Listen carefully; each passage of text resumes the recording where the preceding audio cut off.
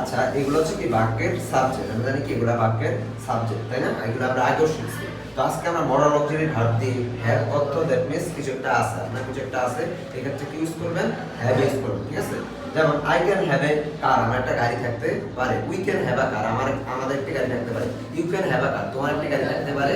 They can have a কার, তাদের একটা গাড়ি থাকতে পারে। My friend can have a car, আমার বন্ধুর একটি গাড়ি থাকতে পারে। My father can have a car, আমার বাবার একটি গাড়ি থাকতে পারে।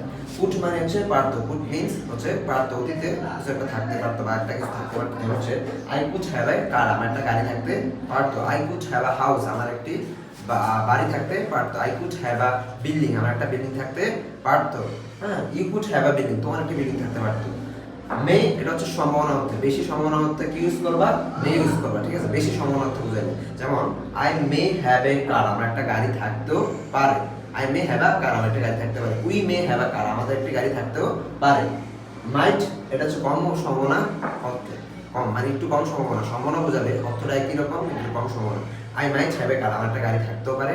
ইউ মাইট হ্যাভ এ কার, তোমার একটি গাড়ি মাইট থাকতে পারে। ইট মাইট হ্যাভ এ কার, ইহার একটি গাড়ি থাকতেও পারে। মানে সম্পত্তিবাচক যে কোনো কিছুই এখানে এই হ্যাভ থাকা মানে সম্পত্তিবাচক কিছু একটা আছে, বুঝবেন?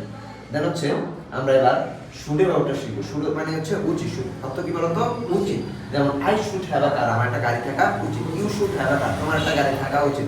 Rakib should have a car, রাকিবের একটি গাড়ি থাকা উচিত। My friend should have a car, আমার বন্ধুর একটি গাড়ি থাকা উচিত। তারপর হচ্ছে উড মানে অতীতে একটা কিছু থাকতো। যেমন I would have a car, আমার একটা গাড়ি থাকতো। You would have a car, তোমার একটা গাড়ি থাকতো। দে উড হ্যাভ আ কার, তাদের একটি গাড়ি থাকতো। তো উড মিন্স কি বলতো? উড মানে হচ্ছে কোনো কিছু একটা থাকতো। উইল মানে ফিউচারে থাকবে, ভবিষ্যতে কিছু একটা থাকবে, তখন কি ইউজ করবা? উড, তখন কি ইউজ করবা? উড। যেমন I will have a car, আমার একটা গাড়ি থাকবে। I will have a house, আমার একটা বাড়ি থাকবে। You will have a house, তোমার একটি বাড়ি থাকবে। আর হচ্ছে মাস্ট মানে অবশ্যই, কোনো কিছু অবশ্যই অর্থে কি হবে? মাস্ট হবে। যেমন I must have a car, আমার অবশ্যই একটা গাড়ি থাকবে। You must have a car, তোমার অবশ্যই একটা গাড়ি থাকবে। ইট মাস্ট হ্যাভ আ কার, ইয়ার অবশ্যই একটা গাড়ি থাকবে। হি মাস্ট হ্যাভ আ কার, তার অবশ্যই একটা গাড়ি থাকবে। So are you got it?